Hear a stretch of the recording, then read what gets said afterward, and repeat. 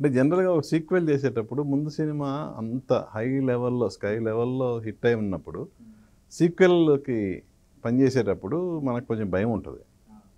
So, 'KGF' second part చేసేటప్పుడు ఆ feeling ఎప్పుడన్నా వచ్చిందా?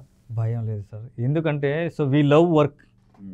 మనకి ప్రశాంత్ సార్‌దో అదంతా మన అన్ని మైండ్ సెట్ ఏమంటే so we have to do the best. మనకి రిజల్ట్ తెలీదు. దాని తర్వాత 24/7 వీఆర్ వర్కింగ్. ఫైన్ ట్యూన్ అనేది when you are giving the time for project then only you will get the best. Prashanth sir side నుంచి నాకు వచ్చిన idea ఒకటే యాక్చువల్లీ. ఈ టైంలో నా లోపల ఎంత నాలెడ్జ్ ఉందో ఐ హ్యావ్ టు గివ్. ఇది నెక్స్ట్ మూవీకి పెడతాం, ఇది ఆ మూవీకి పెడతాం, ఇది ఇక్కడ వద్దు అలా లేదు. So we have to give the best. మన లైక్ ఏం ఏం చెప్తారు తెలుగులో, షుగర్ కేన్ ఉంది కదా, షుగర్ కేన్ లాగా ఉండాలి మనం.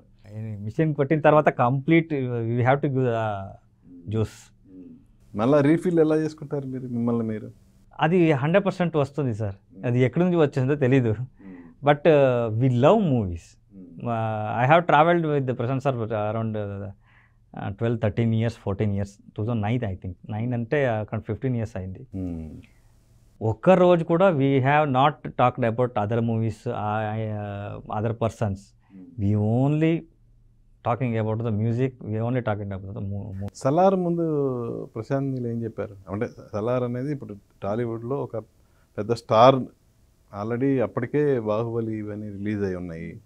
అంత పెద్ద రేంజ్ ప్రభాస్ పెద్ద రేంజ్ హీరోతో సినిమా చేసేటప్పుడు అంటే అక్కడ మీరు హిట్ కొట్టినా కూడా ఇక్కడ కొత్త కదా. అవునవును. సో ఆ సినిమాకి వర్క్ చేసేటప్పుడు మీ ఇద్దరి మధ్య ఎలాంటి డిస్కషన్ జరిగేది? We have to give the best.